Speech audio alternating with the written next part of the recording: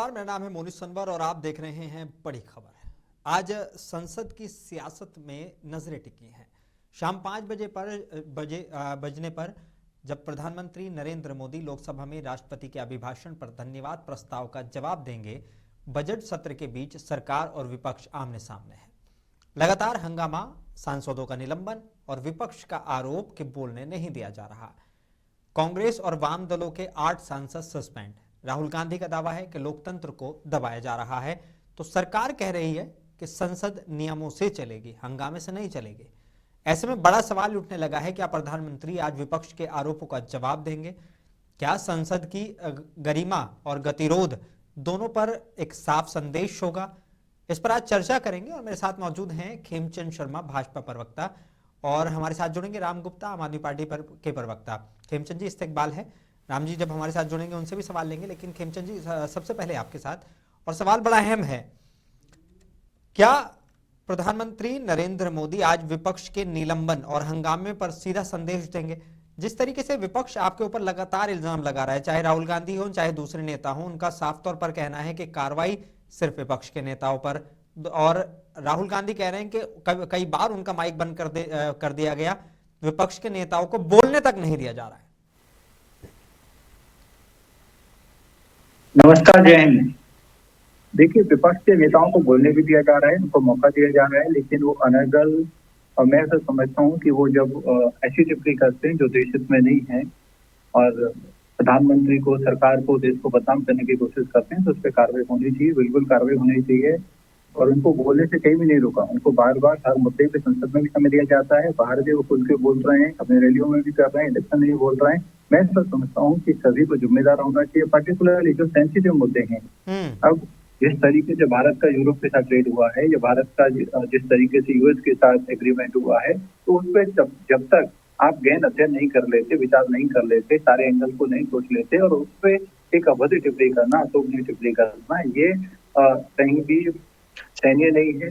क्योंकि ये इतना सेंसिटिव मुद्दा है जिससे इकोनॉमी जुड़ी हुई है, दो देशों के मुद्दे जुड़े हुए हैं, वायरस के मुद्दे जुड़े हुए हैं, वहां पे हल्की बातें करना, प्रधानमंत्री के लिए हल्की बातें करना, सरकार के लिए हल्की बातें करना, वो बिल्कुल गलत है। अगर कुछ है तो डिटेल में आप लाएं और व्हाइट पेपर लाएं, वो आपकी एज ए विपक्ष ड्यूटी भी है और देश ने आपको उसके लिए चुना है। लेकिन आपको बिना सोचे समझे, बिना में जाए, कह रहे थे, राहुल गांधी कह रहे थे कि वो प्रधानमंत्री जिनके लिए ये दावे किए जाते हैं कि मुंह तोड़ जवाब देने के लिए जाने जाते हैं, लेकिन हकीकत में जब नरवणे साहब की किताब का वो जिक्र कर रहे थे, तो वो कह रहे थे कि ये तो वो शख्स है जो है आर्मी पे सब छोड़ देता है, अपनी जिम्मेदारी से बच के भागने की कोशिश करता है। ये राहुल गांधी एक नैरेटिव बनाने की कोशिश कर रहे हैं, बार बार उस किताब का जिक्र वो कर रहे हैं। उसके अलावा जो अमेरिका से जो डील हुई है उसको लेकर वो कह रहे हैं कि जैसे हमारी यूरोपियन यूनियन से जब हमारी डील हुई, दोनों देशों के जो डेलीगेट्स थे वो आपस में बैठे, उन्होंने बात करी, उन्होंने साइन किए, सारी चीजें हुई, चीजें समझ में आती हैं। लेकिन यहाँ ना अमेरिका की तरफ से कोई साइन हुआ, ना इंडिया की तरफ से कोई साइन हुआ, ना डेलीगेशन की मुलाकात हुई, तो फिर ये कैसे इसको डील कह दिया जाए?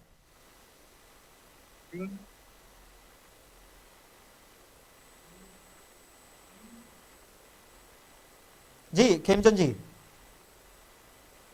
सुना आपने मेरा सवाल? क्या मैं दोहराऊं अपनी बातों को? हाँ जी, दोहराइए। कॉल आ रहा था तो उसकी वजह से कट गया।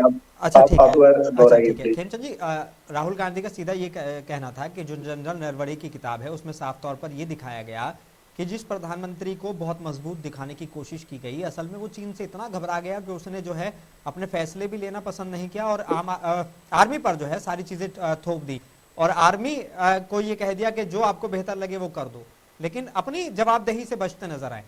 एक ये सारी चीजें। दूसरा ये था कि जो अमेरिका से डील को लेकर वो कह रहे थे कि यूरोपियन यूनियन से जब डील हुई थी, दोनों देशों के जो है डेलीगेट्स बैठे, बात हुई, साइन हुआ, एमओयूज पर साइन हुए, बहुत सारी चीजों पर साइन हुए, और ये डील सामने आई तो सबको समझ में आया कि ये हो रही है, और ये 20 साल से रुकी हुई थी, हो गई।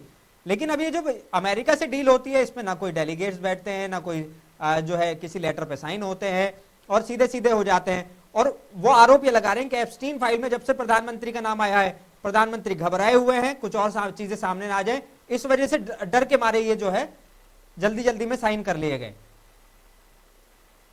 इसी को तो हल्का या बड़बोलापन कहते हैं। मैंने आपको क्या बोला? पिछले एक साल से लगातार हम्म। मल्टीपल टाइम हम्म। डायलॉग हुआ है, बार बार डायलॉग हुआ है, बार बार डायलॉग हो रहा है, होते रहना चाहिए और बात हो रही है क्योंकि कई चीजों पे सहमति नहीं थी, इसीलिए इस तरीके की जो डील है वो रुकी हुई थी। अब ये इस तरीके की बातें जो कर रहे हैं, मैं ऐसा समझता हूँ ये अपने आप में एक बड़बोलापन, ओछापन, ये सब चीजें दिखाता है जो बिल्कुल शोभनीय नहीं है। लेकिन ये जो एप्स्टीन फाइल का जिक्र बार बार, चाइना का जिक्र बार बार, तो ये क्या एक नैरेटिव बनाने की कोशिश है? ये नरेटिव बनाए, बिल्कुल नरेटिव बनाने की कोशिश है क्योंकि अब ये फ्रस्ट्रेटेड है। अब इनको ऐसा लगता है कि कहीं ना कहीं आदरणीय प्राइम मिनिस्टर मोदी जी ने आज विश्व की जितनी भी शक्तियां उनके साथ अच्छी ट्रेड डील की है, यूरोप के साथ अच्छी ट्रेड डील की है, अमेरिका के साथ भी अच्छी ट्रेड डील हुई है, हमारी अन्य जो एशिया में मिडिल ईस्ट में जो कंट्रीज है उनके साथ अच्छी डील हुई है। आज भारत बराबरी के साथ किसी के साथ झुके नहीं। हमने लंबा समय लिया, हमें धमकाने की भी कोशिश की गई, डराने की कोशिश की गई, लेकिन आज बराबरी के साथ डील हुई। ये अपने आप में हमारी शक्ति को दिखाता है। राम गुप्ता जी जुड़ गए हमारे साथ, उनसे भी बात कर लेते हैं। राम जी, बहुत बहुत इस्तकबाल है आपका मुंसिफ टीवी में। जिस तरीके की बातें सामने आ रही हैं, तो क्या सांसदों का जो ये सस्पेंशन हुआ है, तो विपक्ष इसको लगातार कह रहा है कि लोकतंत्र को आवाज दबाने की जो है साजिश है, नेताओं को बोलने नहीं दिया जा रहा है, विपक्ष के नेताओं को। तो आपका इस पर क्या रुख है?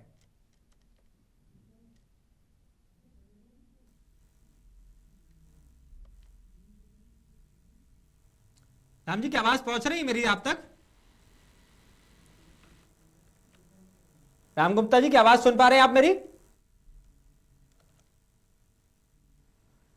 ठीक है, वो अभी तक हमारे से कनेक्ट नहीं हो पा रहे। खेमचंद जी, आप ही के पास आऊंगा। विपक्ष कह रहा है कि बोलने नहीं दिया जा रहा और सरकार का जो है इस पे कोई क्योंकि जवाब नहीं बन पा रहा है, चाहे चाइना के मुद्दे पर हो और चाहे वो हो, ये क्लूलेस है। और बाकायदा प्रधानमंत्री जो का जो संबोधन होगा 5 बजे, जो एक तरीके से वो राष्ट्रपति के अभिभाषण का शुक्रिया अदा करेंगे, तो उस मामले को लेकर अगर हम समझें तो वो साफ तौर पर कह रहे हैं कि इनके पास कुछ जवाब है नहीं कहने के लिए। तो ये क्या करने वाले हैं, बाहर के जो है सीधा कांग्रेस पे, नेहरू पे और दूसरे मामलों पे ठीकरा फोड़ेंगे, लेकिन असल बात का जवाब नहीं देंगे अभी भी। नहीं, देखिए, आदरणीय प्राइम मिनिस्टर मोदी जी जब बात करेंगे तो वो राहुल गांधी को टारगेट करके बात नहीं करेंगे, क्योंकि राहुल गांधी को टारगेट करके बात करने का कोई फायदा नहीं है। आदरणीय प्राइम मिनिस्टर मोदी जी जब बात करेंगे देश को समझाने के लिए, देश को, क्योंकि एक बहुत बड़ी डील हुई है, एक बहुत बड़ा ये हमारे लिए अपॉर्चुनिटी है, तो उसके जो फायदे हैं मेरे को ऐसा लगता है कि उसकी जो इंटीग्रिटी है उसके बारे में आदरणीय प्राइम मिनिस्टर मोदी जी बात करेंगे। जिस तरीके से राहुल गांधी जी हल्के में बातें कर रहे हैं, वो ना आदरणीय प्राइम मिनिस्टर मोदी जी कभी करते हैं और ना ही उनको ये चीजें कभी भी अच्छी लगती हैं, शोभा देती हैं। तो क्या आज हम यकीन करेंगे वाकई प्रधानमंत्री का वो क्लेवर, वो तेवर नजर आएगा जिसके लिए वो हमेशा जाने जाते हैं 5 बजे के संबोधन में उनके? और क्या प्रधानमंत्री वाकई जिस तरीके के विपक्ष इल्जाम लगा रहे हैं लगातार, उन सारे इल्जामों का जवाब देंगे?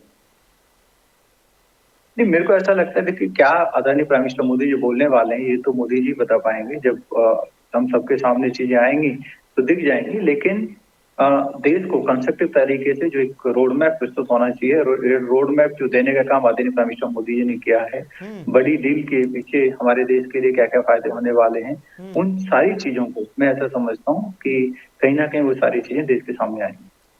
अच्छा, जिस तरीके से आज हमने प्रदर्शन देखा कांग्रेस की तरफ से, विपक्ष की तरफ से, और वो नियम 374 का हवाला दे रहे थे, कह रहे हैं कि नियम 374 की कार्रवाई जरूरी थी क्या, और ये एक राजनीतिक संदेश है या वाकई 374 के तहत कार्रवाई की गई है, या एक सिर्फ ये देने की कोशिश है, वो सीधे तौर पर ये कह रहे हैं कि जो बोलेगा वो संसद से बाहर जाएगा? नहीं, ऐसा नहीं है। देखिए, जो कार्रवाई की गई है वो माननीय लोकसभा के अध्यक्ष जो हैं, माननीय पीठाधीश अधिकारी ने की है और वो नियम के तहत की गई है। और नियम अगर तोड़ेंगे, आप संसद में मर्यादा नहीं रखेंगे, तो उस पर कार्रवाई होनी चाहिए, बिल्कुल कार्रवाई होनी चाहिए। नहीं, वो यही तो कह रहे हैं कि जब राहुल गांधी या विपक्ष का कोई नेता अपना जो है संबोधन करता है, तो उस दौरान जो पक्ष के नेता हैं वो इतना ज्यादा शोर करते हैं, इतना ज्यादा हो हल्ला करते हैं कि उनको बोलने नहीं दिया जाता, लेकिन उनके ऊपर कोई कार्रवाई नहीं है।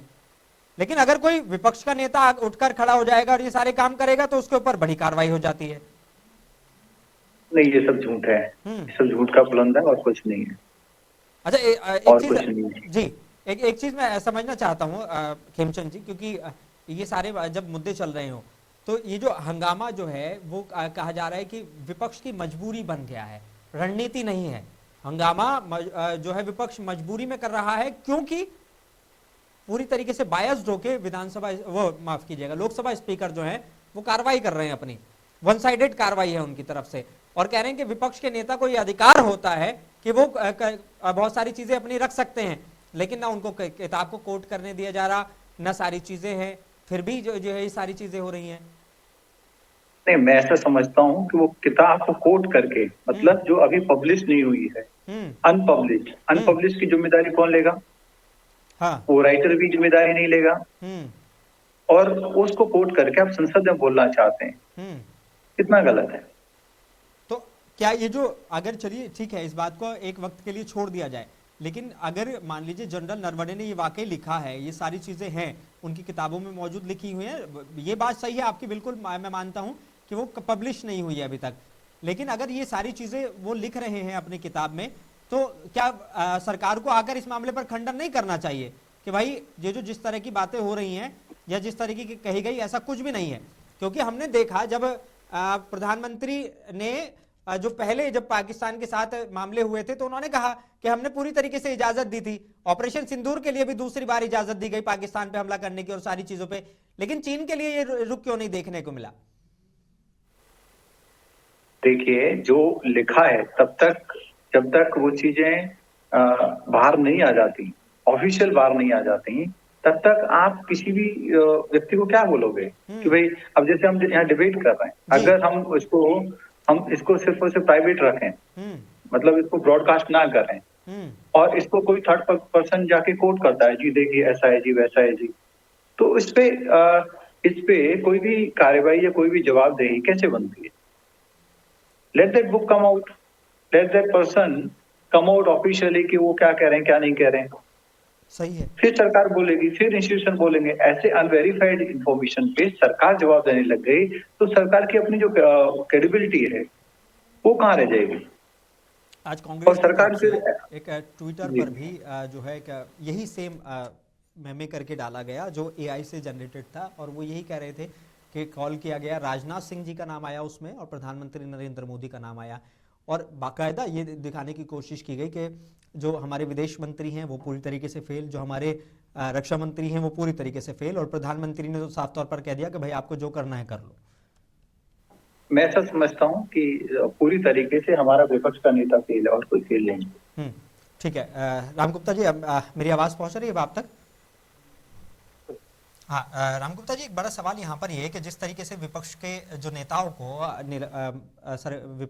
निलंबित किया गया और इस तरह के इल्जाम लगातार लगाए जा रहे हैं कि बोलने नहीं दिया जा रहा है विपक्ष में, क्या आप इस पर कहेंगे? और जो किताब का जिक्र राहुल गांधी लगातार कर रहे हैं या चीन को लेकर जो लगातार कह रहे हैं जनरल नरवणे की किताब को लेकर, उस पर आपका क्या कहना है? जी धन्यवाद एंकर महोदय। आज दरअसल जो कल अभी जो हुआ या आज हो रहा है, नरेंद्र मोदी के नारे लगाए जा रहे हैं, ये दरअसल सच्चाई चिल्लाई जा रही है। मोदी सरकार की विदेश नीति शुरू होती है हर डिप्लोमेसी से और खत्म होती है या आकर के रुक जाती है सरेंडर पॉलिसी पर। 8 सांसदों को सस्पेंड करके सरकार सवालों से भाग रही, क्योंकि जवाब देने लायक इनके पास कुछ बचा ही नहीं है। अभी मैं सुन रहा था चीन पर जो नरवणे साहब ने एक किताब अभी लॉन्च करने जा रहे हैं। आप मुझे सिर्फ इतना बताइए कि गलवान में हमारे 20 जवान शहीद हो जाते हैं, प्रधानमंत्री मोदी जी ने क्या कहा था याद है आपको? कह रहे थे कोई घुसा नहीं, जबकि सरासर झूठ बोला। भारतीय जनता पार्टी के शीर्ष नेता सांसद है, वो सांसद रहे और अभी भारतीय जनता पार्टी के शीर्ष नेता हैं। उन्होंने भी इस पर कई मीडिया हाउसेस में जाकर के स्पष्ट बोला है। वो केरला से आते हैं, शायद साउथ के हैं और बहुत पॉपुलर है नेता, मैं नाम भूल रहा हूं उनका। जनरल नरवणे की जो मेमायर है वो चीख चीख कर बता रही है कि डोकलाम में चीन में हमारी जमीन हड़पी। जनरल नरवणे एलएसी पर हजारों कह रहे हैं कि भाई जो किताब अभी तक पब्लिश नहीं हुई तो उसकी जिम्मेदारी कौन लेगा? क्या आम आदमी पार्टी इसकी Exact. जिम्मेदारी दे लेने के लिए तैयार है? अगर जनरल में वो जब पब्लिश ही नहीं हुई, जब पब्लिश हो जाएगी तो सामने आ जाएगी सबके सामने, सब पढ़ लेंगे उसको। तो सर एक चीज बताइए, मैं आपसे सिर्फ इतना पूछना चाहता हूं कि जो चीज ऑलरेडी पब्लिक प्लेटफॉर्म पे आ चुकी है Amazon और पर। वो किताब की ही अंश है, वो किताब की ही अंश है, अब उसको और अरे भाई वो जमाना जब जब डिजिटल प्लेटफॉर्म नहीं होते थे तो तब जो है ये सब चीजें मानी जाती थी। आप मुझे बताइए फिर वो अमेजॉन की उसमें कैसे पहुंच गई थी? अमेजॉन ने कैसे उसको अभी साल 1.5 साल पहले, और फिर दूसरी चीज इन्होंने नरवरे साहब ने 1.5 साल से ज्यादा हो गए सरकार को दिए हुए, अब तक उसका क्या उस किताब को पढ़ा नहीं होगा इन लोगों ने? दरअसल इनकी मंशा ही नहीं है। सबसे बड़ी समस्या ये नहीं है, समस्या ये है कि एलएसी पर हजारों स्क्वायर किलोमीटर पर कब्जा हो चुका है चाइना का, और इस पर जो है मोदी सरकार चुप है। ये दो सवाल। सबसे बड़ा ठीक है, राष्ट्रीय राम गुप्ता जी आपके पास आ रहा हूं। और प्रश्न चिन्ह है। आ रहा हूं। खेमचंद शर्मा, दो सवाल सीधे तौर पर इल्जाम लगा रहे हैं कि अमेजोन पर वो बुक पब्लिश हो गई थी, जैसे ही सरकार को इस बारे में जानकारी मिली उन्होंने इसको रोक दिया और कहा कि इसके लिए पहले परमिशन ली जाए। फिर उन्होंने 1.5 साल पहले परमिशन के लिए डाला, अभी तक वो परमिशन जो है अप्रूव नहीं की गई। तो क्या सरकार वाकई नहीं चाहती कि वो जो चीजें उसमें लिखी हुई हैं वो बाहर आए, जिस तरीके से आम आदमी पार्टी के हमारे प्रवक्ता इल्जाम लगा रहे हैं? पहला। दूसरा, वो साफ तौर पर कह रहे हैं कि चीन ने जो है काफी हद तक कब्जा कर लिया है और वो सारी चीजें जो है इनकी खुलकर सामने आ जाएंगी, इस वजह से ये विपक्ष की आवाज को दबाने की कोशिश कर रहे हैं। देखिए, अगर क्रेडिबल एविडेंस है तो एविडेंस कभी भी लिए जा सकते हैं, विस्तृत किए जा सकते हैं, उनको कोई रोक नहीं सकता और उनको कोई छुपा नहीं सकता, लेकिन कोई क्रेडिबल एविडेंस है नहीं। ऑफिशियल लॉन्च हुआ नहीं, ऑफिशियल बुक का कोई लॉन्च नहीं हुआ। राम गुप्ता जी सिर्फ और सिर्फ अनगल बातें कर रहे हैं। देश आगे बढ़ रहा है, बराबरी के साथ डील कर रहा है। जो लोग आप देखेंगे खालिस्तानियों के साथ संपर्क रखते हैं, खालिस्तानियों से पैसे लेते हैं, खालिस्तानियों के साथ मिलकर काम करते हैं, वो आज आदरणीय प्राइम मिनिस्टर मोदी जी पे सवाल उठा रहे हैं। तो जो खुद अपना घर शीशे का रखते हैं वो दूसरों के घर पे पत्थर नहीं फेंकते। आम आदमी पार्टी जो खुद सस्पिशियस है, बहुत सारी ऐसी चीजों में, ऐसी गतिविधियों में, ऐसे संदेहात्मक मीटिंग्स में इन्वॉल्व है जो देश हित में नहीं है, आज वो आदरणीय प्राइम मिनिस्टर मोदी जी पे अनर्गल बातें लगा रहे हैं। चाइना ने हमारी जमीन हत्याई, वो तब हत्याई जब कांग्रेस की सत्ता थी। कांग्रेस की सत्ता में हजारों किलोमीटर जमीन हमारी हत्याई भी, हमारे सैनिकों को भी मारा, क्योंकि उस समय हमारे जो प्रधानमंत्री थे पंडित नेहरू जी, वो अपनी इमेज बिल्डिंग में लगे हुए थे, हमारी सेना पे ध्यान नहीं दे रहे थे। जबकि आजादी के बाद हम सब जानते हैं चाइना की हालत ज्यादा खराब थी, भारत बेटर पोजीशन में था। और जब यूएन की भी बात आई सिक्योरिटी काउंसिल की, तो सिक्योरिटी काउंसिल के मेंबर का ऑफर भारत को आया, लेकिन पंडित नेहरू जी ने अपनी बड़ाई करने के लिए, अपनी वाहवाही के लिए वो ऑफर छोड़ दिया। ये सब जानते हैं और ये सब कांग्रेस की वजह से ये सारी चीजें हुई। आज भारत को सम्मान के साथ सब देख रहे हैं, सम्मान के साथ डील हो रही है। भारत मिड एशिया में भी काम कर रहा है, यूरोप के साथ भी काम कर रहा है, अमेरिका के साथ भी काम कर रहा है और रशिया के साथ भी काम कर रहा है। भारत रशिया के साथ काम करने से रुका नहीं। या तो फिर ट्रम्प झूठ बोल रहे हैं, या तो फिर ट्रम्प झूठ बोल रहे हैं कि इंडिया जो है रशिया से तेल खरीदना बंद करेगा। वो अपने आप बोलता रहे, उससे क्या है? उसने तो 1 साल से बोला, क्या भारत ने मान लिया? उनकी बात पे कैसे भरोसा करें कि अगर उन्होंने जो है सीधे तौर पर टैरिफ घटा दिया तो उस बात को भी कैसे भरोसा करें? क्योंकि वो बंदा ऐसा हो रहा है, वो ट्रम्प के जो एक है एग्रीमेंट ये मुंह से नहीं होता, एग्रीमेंट रिटर्न होता है। और जो दो सरकार के बीच में एग्रीमेंट यानी एप्स्टीन फाइल में जो प्रधानमंत्री का नाम आया या किसी का भी नाम आया भाजपा के नेताओं का, तो उसमें जो है उसका कोई दबाव नहीं है, ना ही उस दबाव में कोई अमेरिका से डील की गई है। आदरणीय प्राइम मिनिस्टर मोदी जी किसी दबाव में नहीं आते। उन्होंने राम गुप्ता जी कोई दबाव नहीं है, और ये जमीन जब भी गई है बार बार कहा है कि मैं देश की सेवा के लिए आया हूं, दबाव सहने करने के लिए। मेरे 140 करोड़ परिवार वाले पर्सनल बेनिफिट होता है, पर्सनल बेनिफिट है ही नहीं तो मैं आपको बताता हूँ मोदी जी की नेबरहुड फर्स्ट पॉलिसी आजकल नेबरहुड लास्ट हो चुकी है। नेपाल, बांग्लादेश, श्रीलंका, इन सब के साथ रिश्ते बर्बाद हो चुके हैं। नेपाल ने मैप जारी कर हमारी जमीन पर दावा किया। बांग्लादेश में एंटी इंडिया सेंटिमेंट चरम पर है।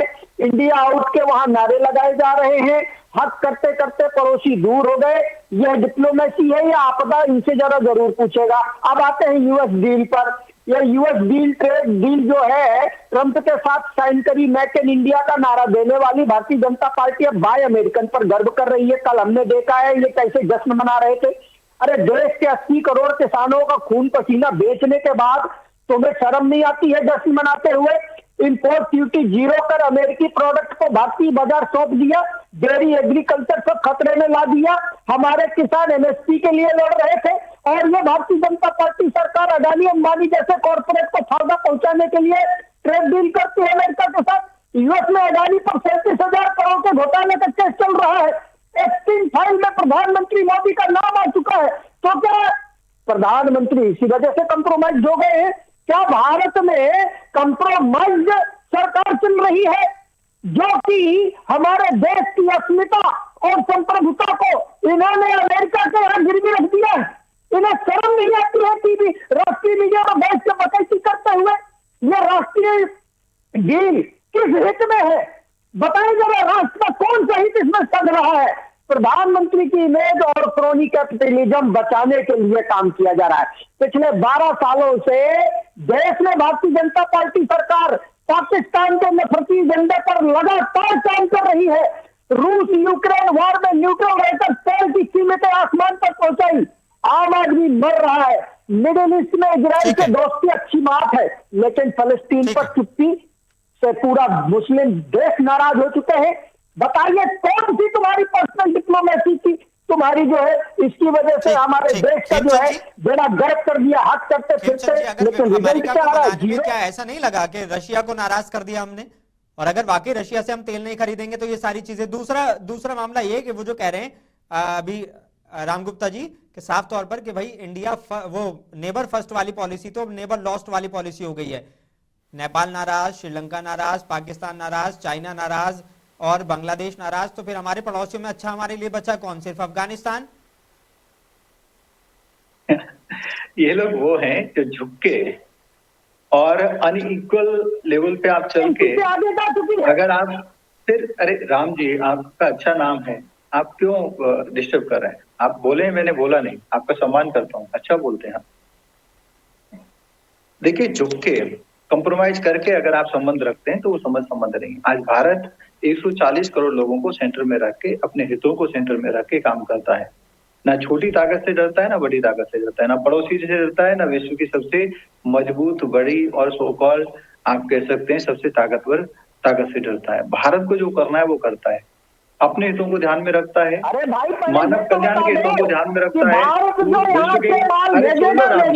राम जी बड़े भाई सुनो, डिबेट अच्छी चल रही है, आपका समय आएगा उस समय में बोलना, उस समय में बोलना, आपका समय आएगा। नहीं हेमचंद जी आप सिर्फ आपका समय आ चुका है। ये अभद्रता होती है, मैं आपका सम्मान करता हूँ लेकिन ये अभद्रता है क्योंकि इसमें आवाज नहीं सुनाई देगी, ना आपकी आवाज सुनाई देगी ना मेरी आवाज सुनाई देगी। आपको अभी टाइम मिलेगा तो आप उससे बोलना, 30 सेकंड आपको टाइम मिलेगा आप उससे बोलना। आदरणीय प्राइम मिनिस्टर मोदी जी ने किसी के कहने पे, ना टैरिफ की वजह से, ना प्रतिबंध की वजह से, किसी भी वजह से, उन्होंने जब हमारे मित्र रशिया के साथ हमें काम करना था हम रुके नहीं, हमें उनसे डिफेंस के आइटम्स लेने थे हम नहीं रुके, हमें ऑयल लेना था हम नहीं रुके, हमें और भी डील करनी थी नहीं रुके, रशियन प्रेसिडेंट भारत में आए उनके साथ मजबूत डील हुई हम नहीं रुके, हमने यूरोप के साथ डील की इंडिपेंडेंटली हम नहीं रुके, अमेरिका के साथ हमारी जंग होती है। खेमचंद जी पाकिस्तान से जंग होती है, यही ट्रंप है शायद 40-50 बार बोल चुके हैं कि मैंने रुकवाई। हमारे प्रधानमंत्री को आके इस पर क्लैरिफिकेशन नहीं देना था क्या कि इस तरह की कुछ भी बात नहीं है? दूसरी बात अब ये कह रहे हैं अब डील इंडिया अमेरिका के बीच में हो रही है। ट्रंप पहले से पहले कह रहे हैं कि मैंने कह दिया है अमेरिका इंडिया जो है वो रशिया से तेल नहीं खरीदेगा, ईरान के साथ जो है डील नहीं करेगा, और जबकि ये वो देश है जो हमारे हमेशा से मित्र देश रहे हैं। उसकी अपनी स्टाइल है, वो जो बोलना चाहे करें, भारत को अपने हिसाब से स्टाइल में उसको जवाब देना चाहिए। अरे सुन लो ना भैया, सुन लो लास्ट पार्लियामेंट सेशन में आदरणीय प्राइम मिनिस्टर मोदी जी ने बहस के दौरान बोला दुनिया की किसी शक्ति, जो दुनिया की किसी शक्ति हम बोलते हैं उसमें ट्रंप भी आ जाता है, बाकी लोग भी आ जाते हैं, किसी भी शक्ति के सामने ना भारत झुका ना झुकेगा, ना ही भारत किसी के दबाव में था। भारत ने जो ऑपरेशन सिंदूर है वो अपने दम पे, अपनी कंडीशन पे, अपने फायदे के अनुसार और अपनी शर्तों पे उसको फौज दिया। हम किसी के दबाव में ना थे, ना है, ना रहेंगे। दुनिया की कोई शक्ति के सामने भारत नहीं झुका, फिर विपक्ष को क्यों ये सारे डाउट हैं जब प्रधानमंत्री आगे क्लियर कर गए सारी चीजों को? ऐसे ही वो कह रहे हैं अमेरिका, ट्रंप बोलते रहते हैं, कुछ भी बोलते रहते हैं, लेकिन अब जो है सीधे तौर पर भारत ने किसी के सामने झुक के कोई डील नहीं की है। जी, मैं हेमचंद जी के माध्यम से, सिर्फ आपके चैनल के माध्यम से इतना ही सवाल करना चाहता हूं, अगर मोदी जी ट्रंप की कही 3 बातों का खंडन कर दें तो हम मान जाएंगे कि मोदी जी ने देश नहीं बेचा। हमसे 700 टाइम बड़ी इकोनॉमी को मुफ्त में 140 करोड़ का देश पकड़ा देने का मतलब क्या हम समझते नहीं है? या इस देश की जो है जनता मूर्ख है? खाली भारतीय जनता पार्टी को ही समझ में आता है? देश का ही तो देश का नुकसान, देश का ये दुर्भाग्य है कि आज देश जो है पाकिस्तान जैसे देश के साथ महान भारत का कंपैरिजन करवाया जा रहा है। जिसने भी नाम ये लोगों को गिनाए उन सबके पास जीएसटी स्टेटस है, ये बाकायदा एग्रीमेंट है कि जब ये लोग अपना सामान यूएस में बेचते हैं तो उन पर 0% टैक्स लगता है, जबकि हम पर 18% टैक्स लग रहा है। अरे आप लोग हमारे देश का इतिहास का नाम डुबा रहे हैं। जो भारत अमेरिका को सामान बेचता था तो 60-70% तक जो है आता था रेवेन्यू, लेकिन आज आपने 0 करवा दिया और उल्टा माल मंगवा रहे 500 बिलियन डॉलर का जो है व्यापार का है। राम गुप्ता जी, खेमचंद जी, मेरे पास वक्त की कमी है, मैं आप दोनों से माफी चाहूंगा, फिर किसी डिबेट में हम जरूर इस पर चर्चा करेंगे। आप दोनों से मैं माफी चाहता हूं। बहुत बहुत शुक्रिया मेरे साथ जुड़ने के लिए और चर्चा में शामिल होने के लिए। तो आज शाम 5 बजे सिर्फ एक भाषण नहीं बल्कि संसद की दिशा तय होगी। क्या प्रधानमंत्री नरेंद्र मोदी अपने जवाब से गतिरोध तोड़ पाएंगे या टकराव और गहराएगा? जनता की नजर अब संसद पर है, क्योंकि लोकतंत्र बहस से चलता है, हंगामे से नहीं चलता। इजाजत दीजिए, मैं हूं मोनी सनवर, आप देखते रहिए बड़ी खबर मुंसिफ टीवी। आता